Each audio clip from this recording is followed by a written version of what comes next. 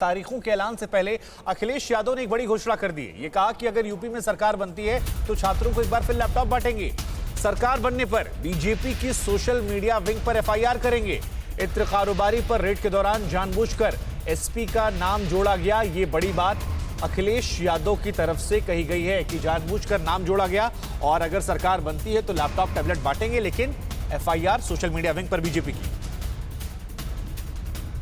Samajwadi party एक और संकल्प लेती है कि आने वाले समय में जब समाजवादी सरकार बनेगी तो पहले की तरह दुनिया के सबसे बेहतरीन लैपटॉप बांटने का काम किया था, फिर एक बार समाजवादी पार्टी अपने नौजवानों को, छात्रों को जो आगे की पढ़ाई पढ़ेंगे उनके लिए फिर सरकार से लैपटॉप उपलब्ध कराने का काम सरकार से होगा। और भारतीय जनता पार्टी की टीम लगातार लगी हुई है कि कैसे झूठा प्रचार हो। उन्होंने मेरी एक तस्वीर फ्रांस की लगाई है जिसमें ये कहा है कि जो इत्र व्यापारी कानपुर में पकड़ा गया था वो भी साथ खड़ा है।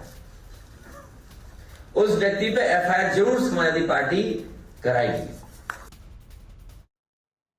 तो ये तो उत्तर प्रदेश का हाल देख रहे थे। मोहित मल्होत्रा हमारे एक और संवाददाता हमारे साथ पंजाब से जुड़े हुए हैं। मोहित, अगर पंजाब के कॉन्टेक्स्ट में बात की जाए तो ये बड़ा दिलचस्प है कि चरणजीत सिंह चन्नी जो सीएम हैं, उनके परिवार के 3 लोग खुद आज पॉजिटिव निकले हैं, वो खुद क्वारंटीन हो गए, यानी कोरोना का अच्छा खासा असर जो है वो देखने को मिल रहा है। ऐसे में अगर सब कुछ ऑनलाइन होता है और ऑफलाइन को लेकर पाबंदियां बढ़ती हैं तो इससे पंजाब इलेक्शन पिछले चुनावों के मद्देनजर कितना ज्यादा बदल जाता है और किसको स्लाइटली एज या किसको आप देख रहे हैं कि मुश्किलें हो सकती हैं? देखिए, पंजाब के सीएम चरणजीत सिंह चन्नी अगर हम 72 घंटे पहले तक की बात करें तो सीधे तौर पे कह रहे थे कि कोरोना को लेकर केंद्र सरकार ऐसा माहौल बना रही है कि चुनाव टल जाएं और पंजाब में बीजेपी की पकड़ नहीं है, इसी वजह से ये सब कुछ किया जा रहा है।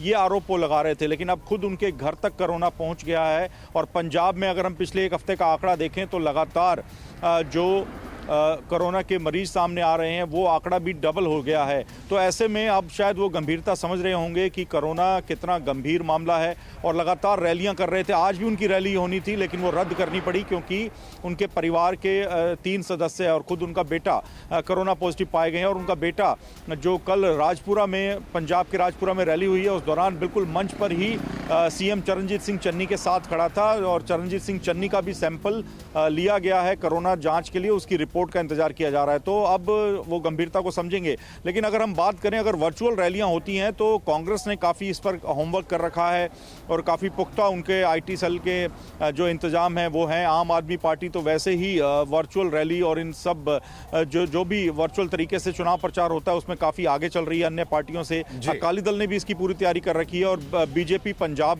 भी इसकी तैयारी काफ़ी हद तक किए हुए है। लेकिन वर्चुअल रैलियां क्या पॉलिटिकल पार्टीज एक्सेप्ट करेंगी? हालांकि मानना तो उनको पड़ेगा लेकिन इसका विरोध जरूर होगा, क्योंकि पंजाब में माना जाता है कि रैलियां एक तरह से शक्ति प्रदर्शन है और चुनावी माहौल का अंदाजा भी रैलियों में जुटी भीड़ को देखकर ही लगाया जा सकता है। ठीक है, चलिए उन पाबंदियों पर नजर हमारी रहेगी। हमारे एक और संवाददाता किशोर हमारे साथ जुड़ रहे उत्तराखंड से। किशोर, अब से थोड़ी देर पहले हरीश रावत हमारे साथ जुड़े थे और हरीश रावत से जब आपने सवाल पूछा कि इसका असर क्या हो सकता है, क्योंकि उत्तराखंड में पहाड़ी इलाके हैं, दूरगामी इलाके कई सारे हैं गांवों के, वहां पर क्या इस तरह से डिजिटल कैंपेन, तो उन्होंने कहा कि देखिए बीजेपी को एक्सपोज करने में थोड़ी मुश्किलें हो सकती हैं, हालांकि हम फिर भी कोशिश करेंगे इन आपदाओं के बीच में अपनी बात को रखने की। तो उत्तराखंड के कॉन्टेक्स्ट में क्या चीजें बदल जा सकती हैं अगर इस तरह से भीड़ तंत्र इकट्ठा नहीं होता है और ये पाबंदियां जिनका जिक्र हो रहा है लागू होती हैं? देखिए, अगर कोविड के नियम लागू होते हैं और जिस तरीके से उम्मीदें की जा रही है कि वर्चुअल के माध्यम से इलेक्शन कैंपेन किया जाएगा तो उसमें बीजेपी बहुत आगे है। उत्तराखंड में करीबन 28 लाख से ज्यादा फेसबुक यूजर है, 3.5 लाख से ज्यादा यहाँ पर ट्विटर अकाउंट्स है, इसके साथ व्हाट्सएप, तमाम जो व्हाट्सएप अकाउंट्स हैं उनको लेकर भी बात की जा रही है। 81 लाख के करीब में है और उसमें 47 लाख के करीब पुरुष है और 39 लाख के करीब महिलाएं हैं। अब इन सबको किस तरीके से साजना है, किस तरीके से पार्टी अपने पक्ष में वोट करवाएगी, बीजेपी पर कांग्रेस लगातार लगी हुई है। इसके साथ दूसरी बात, आप पार्टी की बात करें तो वो भी कैंपेनिंग कर रही है।